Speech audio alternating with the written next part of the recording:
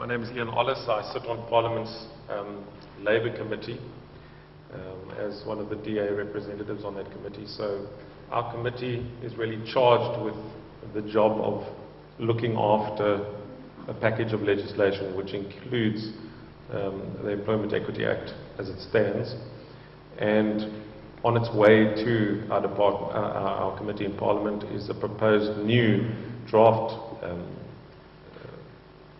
an amendment to the Employment Equity Act to try and improve it.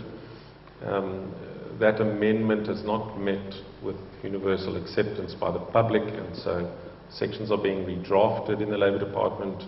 There was an admission at NEDLAC that it's not well written.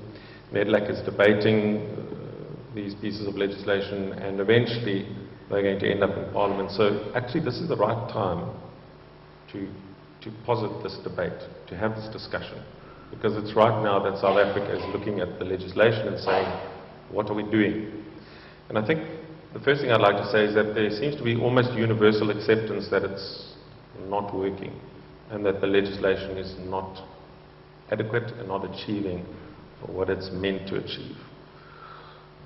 The two questions that were posed to us, the first one is the legislation achieving what it's meant to, and what should it be achieving? And then, secondly, well, what should it do? What should it look like? And I think very few people feel that the legislation is doing what it's meant to do. So what is it meant to do? We heard from Dimitri, I think, that the legislation is really aimed, and my colleague from the ANC, that the legislation is aimed at redress of the apartheid system in a sense. That we're looking at people being severely disadvantaged. We've come into the new South Africa without a set of skills, with a bias against them in the workplace, and how do we turn that around? And I think the goal must be for the legislation to speak into that arena. But we're finding that it's not going so well. We've heard about the box ticking, we've heard about the statistics showing that the transformation is not happening the way we thought it would, or as fast as we'd like it to happen. The box ticking seems to be problematic, and you know, whenever I think about that, I have to laugh, because I go and I sit now in the government department and fill in a form. And every time you fill in a form for the government, you have to tick boxes. You know, you have to say, I'm a male, I'm white or black, or, you know, and I'm wondering when we do the pencil test to check whether somebody filled in the form correctly. It's just bizarre. And you know, I'm a gay South African, and there's no box anywhere in any of those forms where I can mark gay. You know, some gay people say, well, we were previously disadvantaged also, so why shouldn't we also have a category? And I don't want to get into that whole debate. But the categories are problematic, and they're problematic for another reason, because we tend to be reinforcing the problem and not the dream. We're reinforcing this thinking that we all fit in a box. And we're not reinforcing the dream of the lovely future that we want.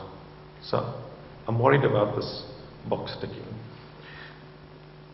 We have two big problems in South Africa that feed into this employment equity problem, or the question of affirmative action, and that is the large unemployment problem. And the second one is the problem of skill shortage. And you can't look at the employment equity legislation in isolation alone. I think most people would understand that. That actually it comes with a raft of other legislation into a context of many, many people still unemployed. Many, many people still unskilled or semi-skilled. Many people not able to find jobs. Even people with university degrees are not finding jobs. And so our legislation needs to take the long view. It needs to look at the dream that we're hoping to build in the future. And it needs to deal with the issues of skill, and the lack of skill, and the lack of appropriate training, and the fact that that's not going to go away quickly or easily. The new kind of social engineering also worries me. Social engineering is also difficult and problematic. And a new form of social engineering is not necessarily going to fix the problem that we've had because of apartheid. And I'd like us to see a situation where we craft legislation that begins to look at the future that we want to create and helps us to realize that future, to normalize the situation in inverted commas, to realize the dream of what we're trying to build, and move a bit away from box ticking. I was sitting next to a guy on the plane this morning, and I'll close, I think, with this illustration. And he is a black male, if you want the box ticking, and he is a deputy chairman of a large independent mine in South Africa. And I said to him, I was a bit naughty, I didn't tell him I'm coming to this debate tonight. I just said to him, what do you think of the employment equity legislation? And he said, oh, can you just scrap it? So I said, why? And he said, because all you're achieving with that legislation is changing shares in companies from a certain group of people to another group of people.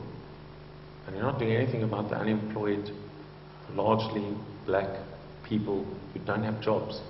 You're just shifting. And the way you award points in that legislation is that you give companies points because they change the shareholders of the company. I'd like to see points awarded to the guy who starts with nothing and starts his own business and builds that company up from nowhere and employs people because he's helping many people.